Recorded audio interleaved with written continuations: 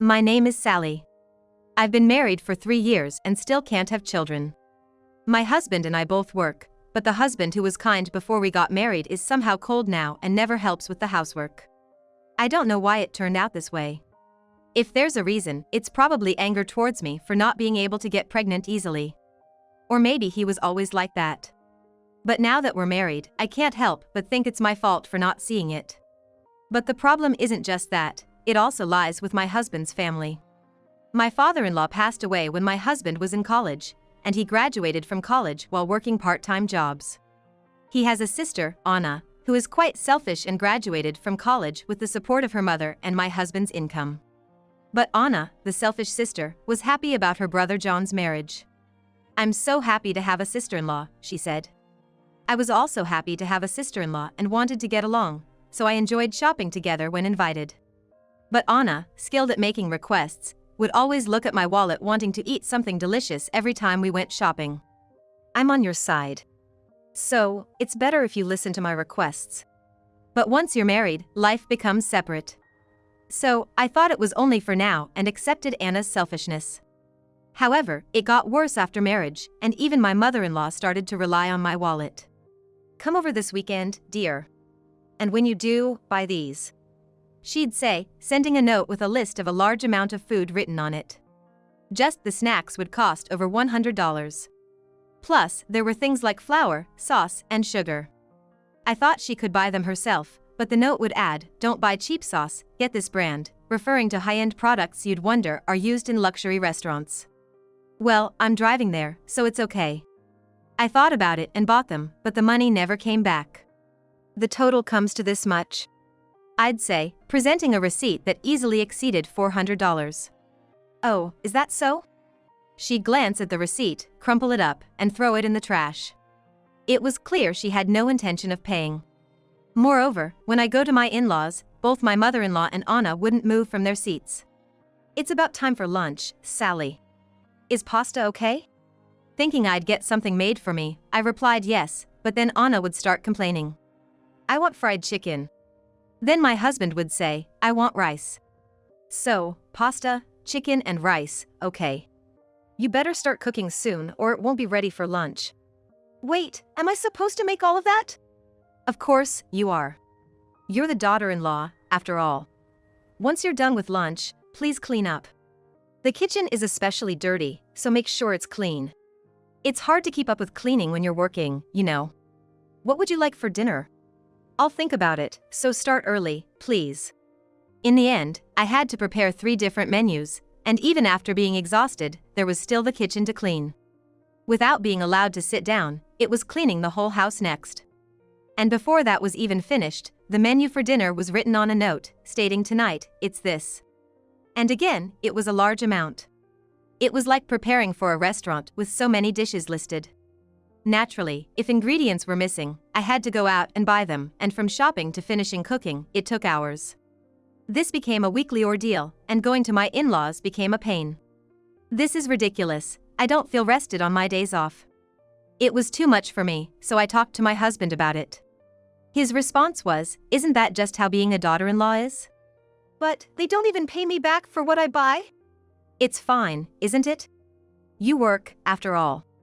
Then, you should share the burden." "Why should I be the one to pay? I'm the one providing for this household, aren't I? Because of me, you can live here too. Can't you just put up with my mom and sister's whims?" But when I compare the household expenses my husband claims he's covering to what I'm spending on his family, it's clear I'm paying way more. No matter what I say, my husband just shrugs it off, and then goes and tattles to his family. Dripping with sarcasm. "Well, I never have. How dare you say such things? And you can't even have kids. Really, you're the worst. We were kind enough to approve of this marriage, and you complain about a little shopping? If you have complaints, maybe you should try having a child first? How could you?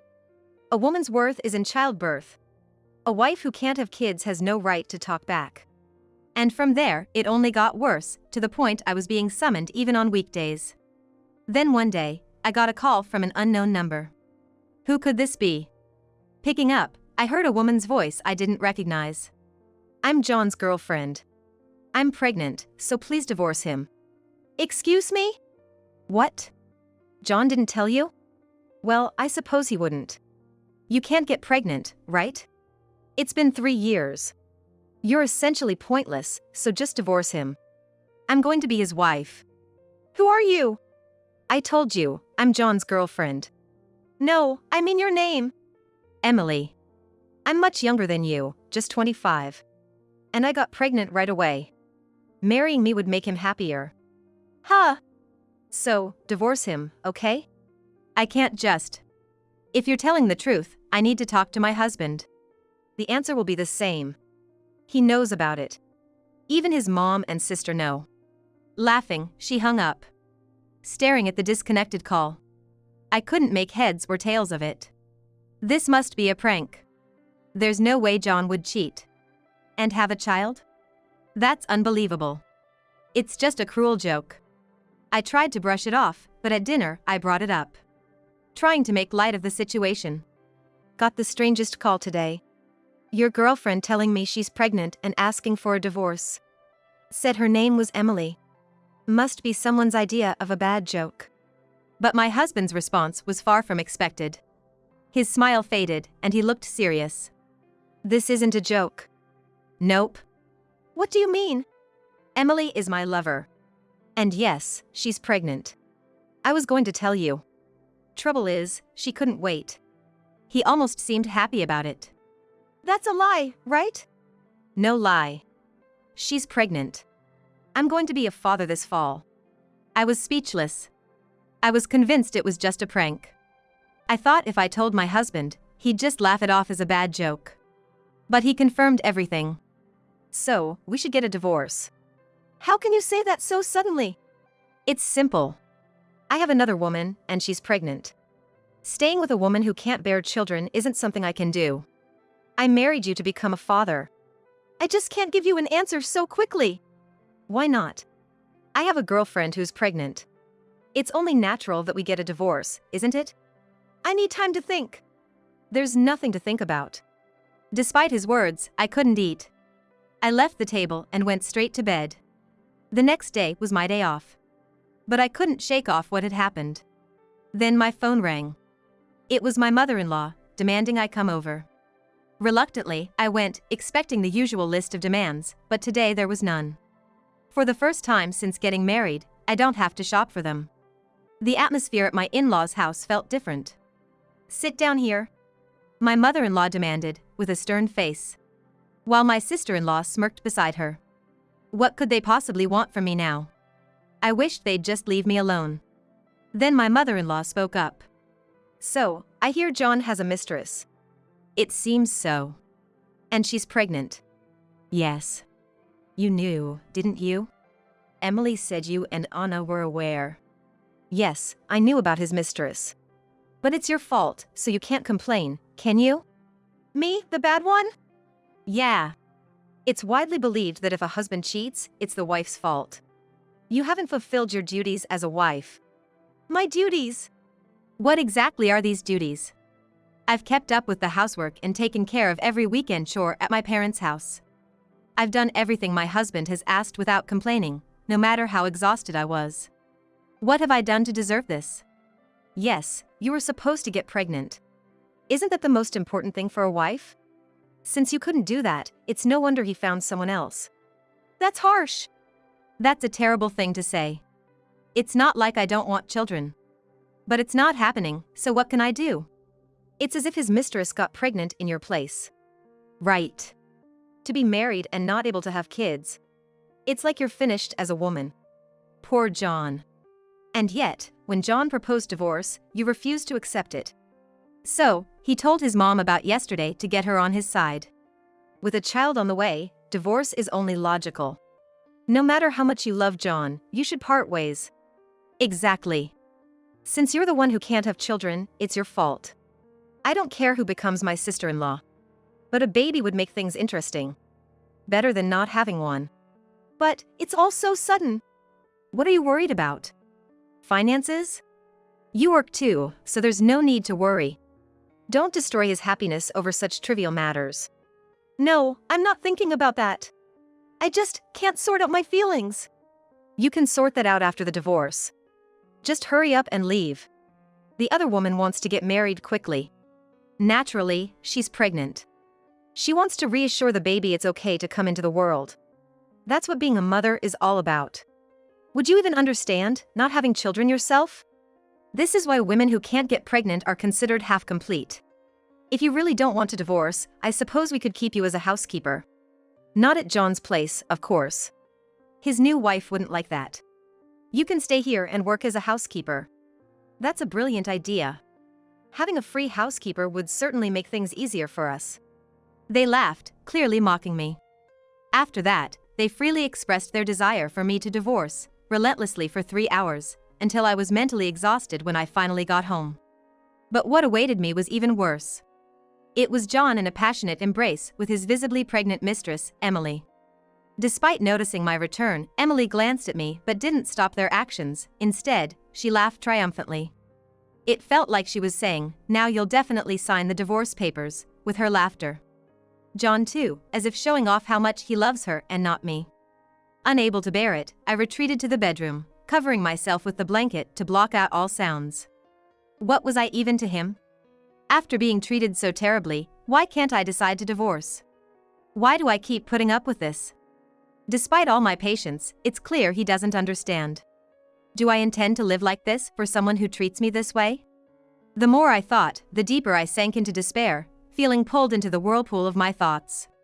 When I finally saw a way out, I heard the front door close. Emily must have left. I went into the living room. John was sprawled on the couch, looking satisfied. My feelings towards him were nausea, hatred, loathing, and finally, decisiveness. "I'll divorce you." John smiled triumphantly. As if he had one. Finally decided, huh? Get the divorce papers. We'll have a divorce ceremony at my parents' house this weekend. Divorce ceremony? Yeah. There's a section on the form for witness signatures. Why? We don't have to go all the way to your parents' house to do that, do we? We need people to approve the divorce. It's a hassle to write it at home and then find someone to approve it. If we do it at my parents' house, they can sign it right there. It's more efficient, and we can proceed with it immediately after. I see. She'll be happy about it too. She's been saying she wants to get divorced quickly because she's pregnant. Let's do it this weekend. All right, this weekend then. With that, I returned to my bedroom, covering my head with the blanket again. John left the house with light footsteps echoing behind him. He's off to report to Emily, isn't he? Despite the heaviness in my head and feeling suffocated, I fell asleep. A week has passed since then. Ever since, John and I have only had formal conversations, and we slept in separate rooms. It felt more like we were strangers living under the same roof rather than a married couple. I guess I've managed to sort out my feelings somewhat, as I no longer felt like crying. It was the night before our supposed divorce. My mother-in-law and sister-in-law came to our house. Hey! Sally! Startled by the aggressive ringing of the doorbell, I opened the door to find my mother-in-law grabbing my arm. I have something I want to ask. I'm coming in. She declared without waiting for an invitation. What is your father, Sally? What do you mean by what is he? I just got a call from your father. From my father? Yes, he said Sally had informed him about the divorce. Yes, I did. He wouldn't tell me why, just kept saying it was his fault for not being enough. So, I asked what the reason was. Oh, I see. So, I told them it's true you haven't been enough. You haven't been able to have children for 3 years. Then, I felt sorry and apologized, but the real issue came after I hung up. When I mentioned your father, they heard Smith and realized your family was the Smith conglomerate with a net worth of $2 billion. With that said, she took out her smartphone and showed it to me, and there was an article with the headline. This is your father? Yes, that's correct. I had no idea you were the daughter of a conglomerate. Well, it's just that my father is wealthy, not me. I thought that was obvious. Don't joke with me. If your parents are wealthy, it means you'll inherit the fortune when your father passes. Huh? Is this true, Sally? Well, yes, my father is wealthy, but that doesn't mean I'll just inherit everything. Why not? It's your parents' estate, it's supposed to come to you. I didn't know about this, So when they asked about the divorce reason, I said it was because my son's mistress was pregnant. That's the truth, so there's no mistake. Then your father was shocked to hear about the mistress. And he didn't expect his daughter couldn't get pregnant. He said it was understandable that you were getting divorced. That's exactly the case, so there's no issue. There is a big problem. You're a daughter of a wealthy family. Yeah! Now we can eat more delicious food, go to high-end restaurants, and you can buy us brand-name clothes. Huh? I've always wanted a designer bag and jewelry. Right, with all that money, there's no need for a modest life. You're marrying into millions. We should build a new house. Living in this small place doesn't make sense. We should have a bigger house. What do you mean? No divorce. Why not? Because you're the daughter of a wealthy family. Huh? In front of me, completely confused, my mother-in-law began to plead. Forget the divorce, please. Huh? Yeah, no divorce. Even my husband and sister-in-law began to beg, saying the divorce is off. Letting go of such a great catch? No way. The divorce is off. You two have to stay married. I refuse. Why? Just when I've finally sorted out my feelings, ready for the divorce tomorrow, why would I call it off now that you know about the money? Especially when Emily is pregnant. What are you planning to do about her and the baby? We can just build a big house and live there all together.